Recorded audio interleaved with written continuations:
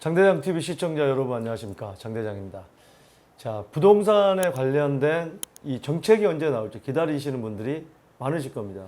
30일 내일은 규제 지역, 해제 지역을 발표를 하는데 우리 그 유튜브 커뮤니티에서 구독자 여러분들의 생각을 지금 투표를 하고 있죠.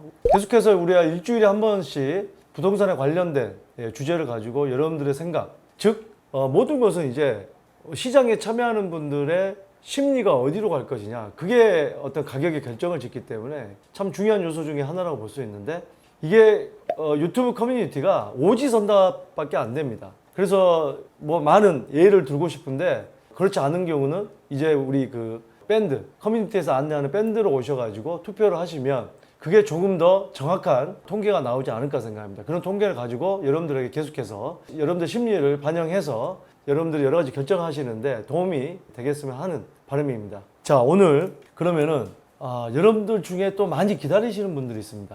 자, 아파트 또 단기 주택임대사업자 폐지가 됐죠. 4년짜리 단기랑 아파트는 자동 말소가 되죠. 또 자진 말소를 할 수도 있고요. 자, 그런데 원희룡 국토교통부 장관이 바로 부활을 시사했습니다. 사실 뭐 인수위 때부터 소형 아파트 전용 60제곱미터 이하의 아파트는 다시 부활시키겠다는 얘기를 했었고, 그때 발표를 하려고 했었는데 갑자기 이 서울 재건축 재개발의 가격이 좀 올라가는 바람에 미뤘죠, 그 발표를. 자, 그런데 그걸 미뤘는데 이제 6월 1일 지방선거도 끝났고 다시 하겠다는 발언을 했습니다. 구체적으로 어디서 어떤 발언을 했고 또 언제쯤 부활이 될 것인지, 또 그 부활 대상 면적이라든지 뭐 공시 가격이라든지 이런 걸 한번 예측해 보도록 하겠습니다. 자, 원희룡 아파트 등록임대 부활 긍정적. 뭐 부동산에 관련된 여러 가지 발언을 했습니다만 다른 주제는 계속해서 지금 다루고 있기 때문에 오늘은 아파트 등록임대 부활에 관련된 내용만 담아보도록 하겠습니다. 자, 이렇게 얘기했습니다. 온 장관은 전 정부가, 문재인 정부가 서울의 큰 아파트까지 임대사업 등록을 허용하면서 등록임대를 명목으로 투기 목적의 아파트 사재기가 나타나는 부작용이 발생했다. 사실 초기에는 아파트 면적 기준이 없었죠. 네, 그렇기 때문에 중대형 아파트도 바로 등록임대를 했었습니다.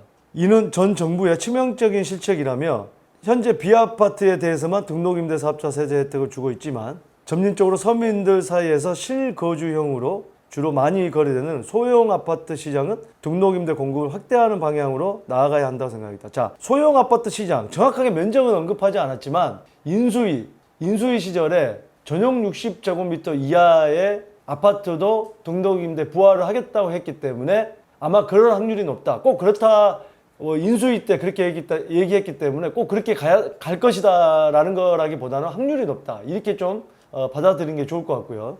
자, 보유세에도 잠깐 언급해보면 주택수가 아닌 가액 기준으로 가야 한다는 입장을 명확하게 했다. 그러니까 지금 지방의 저가주택, 다주택자 다 합해도 10억 원이 안 되는데 이런 분들이 바로 종합부동산세를 내고 있다.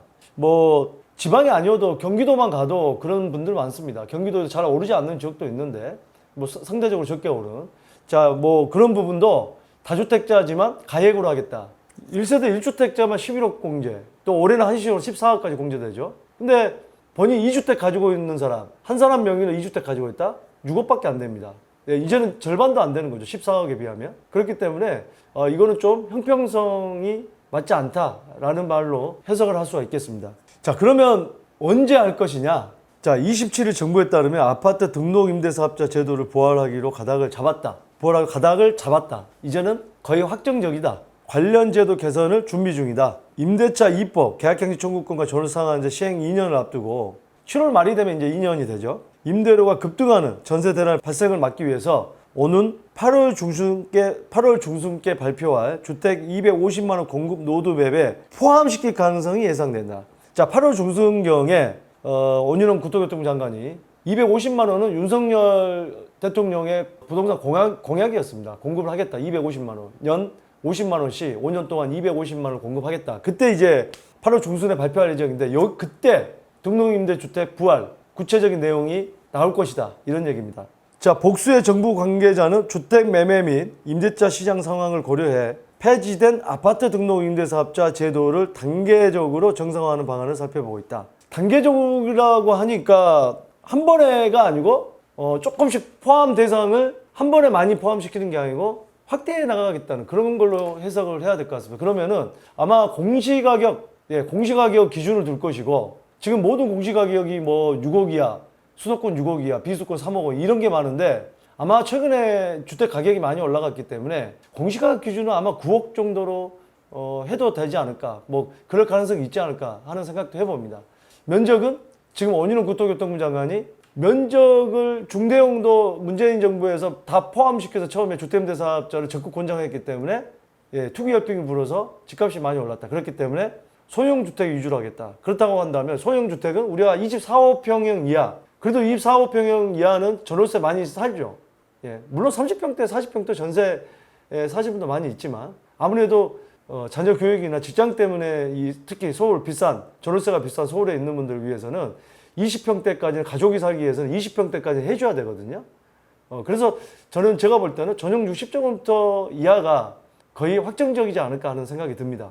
집값 자극 우려로 시행 시기는 신중하게 검토하고 있지만 매매시장 안정세가 확인되면 아파트 등록임대사업자 제도를 부활시킬 수 있을 것으로 밝혔다.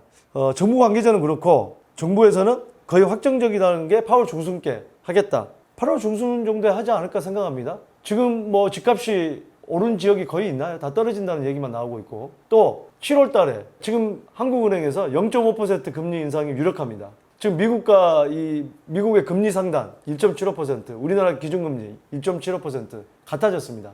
미국도 지금 서너 차례, 올해만 해도 서너 차례 금리 인상이 예정돼 있는데 지금 물가가 잡히지 않는 지금 상황이 됐죠. 뭐 4%대에서 5%로 지금 올라와 있기 때문에 0.5% 오른다. 그러면 집값이 어쨌든 뭐 이게 단발성으로 금리를 올리는 게 아니고 또 계속 예정돼 있기 때문에 거기에 대한 압박은 상당하거든요. 그렇다고 한다면 더 이상 미루지 않고 8월 달에는 발표하지 않을까 하는 생각이 듭니다. 자, 이런 얘기도 있습니다. 문재인 정부에서 2020년 각종 세제 혜택을 지원하는 아파트 등록임대사업자 제도를 전면 폐지했다. 저한테 상담 와서 많이들 억울해 하시는 분들, 또 우시는 분들 중에 임대사업자를 했던 분들이 많습니다. 왜? 문재인 정부 초기에는 정말 그때 권장했습니다. 그러니까 사람들 이걸 해야 돼 말해야 돼 할 때 이거 무조건 해야 됩니다. 저는 얘기했죠. 혜택이 너무나 좋았기 때문에. 그러다가 혜택을 갑자기 축소시키고 소급 적용을 하다 보니까 멘붕이 온 거죠. 그래서 전면 폐지를 한 거잖아요, 사실상. 그러나 임대차 시장에서 민간의 공급 기여도가 크고 임대차 시장에서 민간의 공급 기여도가 크다. 당연하죠. 이게 말이 되는 얘기입니까? 지금 90%가 민간 임대로 우리가 지금 전월세를 살고 있는데 그거를 정부에서 어떻게 대체를 다 하겠습니까? 그거를 자꾸 적폐시하고 죄인 취급하고 해서는 안 된다는 거죠. 물론 이제 그 중에서 주택임대사업자를 하고 있는 주택이 있고 그렇지 않은 주택도 있지만 어쨌든 이 민간임대 주택에 대한 세제 혜택은 크다. 그리고 지금 왜 자꾸 이번에도 상생 임대인 해가지고 5% 이내로 신규 계약도 5% 이내로 제한하는 임대인에게 실고지 하지 않아도 2년 실고지 한 것처럼 한 걸로 간주해 주겠다. 비과세 받기 위해서. 이거는 다주택자한테 사실상 많이 해당은 되지 않습니다만 사실상 1주택 임대인에게 해당될 가능성이 큽니다. 마지막 1주택일 때 비과세를 받을 수 있기 때문에 대부분. 주택 수요자들 아파트를 선호하는 상황에서 현행과 같은 비아파트 등록임대사업자 허용만으로는 불안한 전월세 시장을 안정시키기 어렵다는 지적이다. 자, 당연한 얘기입니다. 무슨 얘기냐? 빌라가 폭등을 해가지고 아파트 시세를 밀어 올릴 수 있나요? 최근에 빌라가 많이 올랐던 이유가 뭡니까? 아파트 가격이 올라가니까 아파트 대체제라고 할 수 있는 빌라가 올라간 거죠. 대체제다. 여러분들 생각해 보세요. 아파트에 살래, 빌라에 살래 하면 뭐부터 삽니까? 아파트에 먼저 살고 싶어 하죠. 그 다음에 금액이 안 됐을 때 빌라를 사는 거죠. 물론 제가 얘기하는 빌라에서는 고급 빌라, 뭐 100억, 200억짜리 그런 뭐 70억짜리 그런 빌라가 아니라 우리 그 서민 주거형 빌라를 얘기하는 겁니다. 정부가 국정과제 이행계획서에 소형 위주로 아파트 등록 임대를 허용하고 세제 혜택, 양도소득세 중과 배제하고 거주주택 특례, 종합부동산 합산과세 배제를 지원하는 내용을 포함한 이유다. 자, 그럼 중요한 요소는 뭐냐? 과연 지금 이제 10년짜리가 있는데 2018년 9.13 이전에 취득한 주택만 현재 양도세 중과가 안 되고 종부세 합산이 배제되고 되는데 2018년 9.13 대책 취득한 주택만 바로 이 혜택을 줄 것이냐 아니면 그 이후에 취득한 것도 혜택을 줄 것이냐가 관건입니다. 그 부분도 한번 살펴봐야 될 것 같습니다. 자, 아파트를 가지고 계신 분, 또 아파트를 사실 분, 아마 정확하지는 않습니다만 8월 중순경에 이 정부에서 250만 호 아파트 공급 그 계획과 함께 발표할 가능성이 커진 이상 여러 가지 시점을 보시면서 여러분들 계획을 잡으시는데 도움이 되시길 바라겠습니다. 저는 내일 30일 규제 지역 해제 지역을 발표하자마자 속보로 여러분들에게 분석을 해드리도록 하겠습니다. 감사합니다.